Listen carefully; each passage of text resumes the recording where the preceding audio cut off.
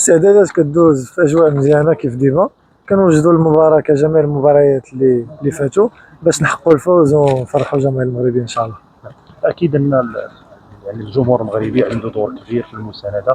رسالتكم للجماهير المغربيه غدا؟ ما عندي ما نقول لهم، ديجا كيديروا داكشي اللي عليهم وكثر. كنبغي نشكرهم على الحضور ديالهم وعلى التشجيعات ديالهم، وان شاء الله غدا نحققوا الفوز مجموعين. شكرا. الاستعدادات غاديه في اجواء زوينه. السيمانه كامله كنبريباريو هذا الماتش ان شاء الله باش نربحوا هذا الماتش. هذا اللي مهم بالنسبه لينا حنايا، زعما مهم لكل شيء.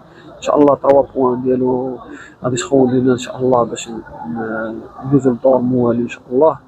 وحنا كنلعبوا كل ماتش على حده. الماتش الاول عنده مقومات ديالو، المنتخب مالي عنده مقومات ديالو. الدراري كونسونطري ان شاء الله باش يحققوا واحد النتيجه ايجابيه.